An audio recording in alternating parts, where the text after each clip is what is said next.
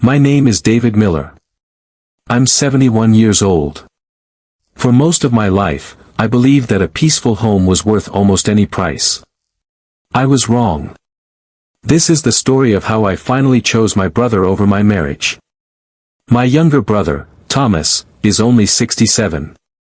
He was always the stronger one between us, physically, at least. He worked as a construction foreman for 30 years, never missed a day, and raised 2 kids on his own after his wife passed away. But 2 years ago, everything changed. He was diagnosed with stage 3 lung cancer. The treatments were brutal.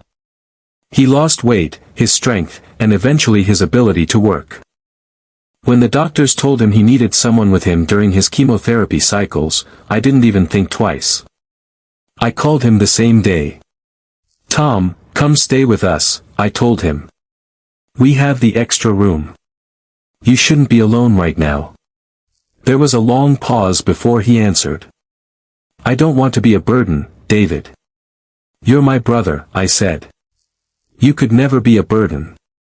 That evening, I told my wife, Patricia. We've been married for 44 years. We have 2 grown daughters who live in different states.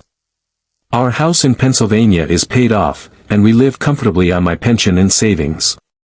Patricia was in the kitchen when I told her. "Thomas wants to stay here for a few months while he does his treatments," I said. She didn't even turn around. "No," she replied flatly. I waited for her to say more, but she didn't. "He's sick, Patricia. He needs help." She finally looked at me. "He's not my problem, David. I'm not running a hospital. If he needs care, he can go to a facility or stay with his own kids." I stood there in the doorway, trying to process what she had just said. My brother, the man who had helped me build this very house, who had driven me to the hospital when our first daughter was born, who had never asked me for anything in his entire life, was being told he wasn't welcome. I didn't argue. I simply nodded and walked away. That night, I lay awake for a long time. I kept hearing her words in my head, "He's not my problem."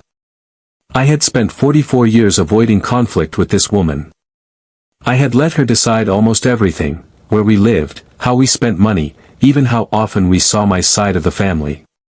I told myself it was easier that way. But this time, something inside me refused to stay quiet forever. I called Thomas the next morning and told him it wasn't a good time. I hated myself for lying, but I needed time to think. Over the next 3 weeks, I watched Patricia closely. She never once asked about Thomas's health. When I mentioned his chemo was going poorly, she would change the subject. When his daughter called me crying because her father was too weak to cook, Patricia acted like she hadn't heard. I stayed silent. But I started making plans. I met with my lawyer, Mr. Richard Lawson, a man I had known since we were in high school together. We sat in his office on a cold Tuesday morning. "I want to make some changes," I told him. "Quiet ones." Over the next 2 months, I transferred ownership of our lake cabin, the one my father had left me, into a trust with Thomas as the sole beneficiary. I also moved a large portion of our savings into a separate account that only I could access. I left the main house and joint accounts untouched so Patricia wouldn't notice anything. I never told her what I was doing. 3 months later, Thomas had another setback. The cancer had spread. His doctor said he needed someone with him full-time. I didn't ask Patricia. I simply told her that Thomas was moving in. She laughed at first. "You're joking," she said. "I'm not," I replied.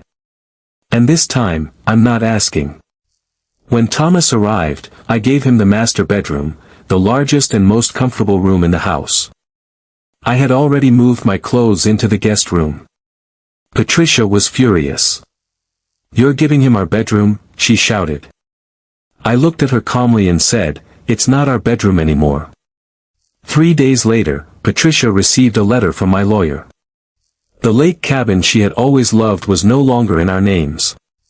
It now belonged to Thomas.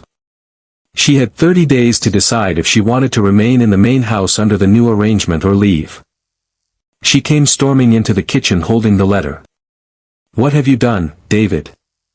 I was sitting at the table with Thomas, who was too weak to stand for long. I looked up at her and finally said the words I had been holding in for months. "You said my brother wasn't your problem. So I made sure he would never be anyone's problem again." She tried to argue. She threatened divorce. She even called our daughters and tried to turn them against me. But the documents were already signed. The trust was legal. And when our daughters learned the full story, how their mother had refused to help their sick uncle, they chose to stay out of it. Patricia moved out 2 weeks later. She took the car and half of the joint savings. I didn't fight her on it. Thomas lived with me for another 14 months. He passed away peacefully in the bedroom I had given him, surrounded by family photos and the quiet dignity he deserved. In his final weeks, he never once felt like a burden. Before he died, he held my hand and whispered, "You didn't have to do all this for me, David." I smiled and replied, "Yes, I did. I should have done it the moment she said you weren't her problem." Some people believe that staying silent protects a marriage. I used to believe that too. But I've learned that silence can also protect cruelty. I stayed silent for too long. When I finally broke that silence, I made sure my brother never had to beg for a place to rest.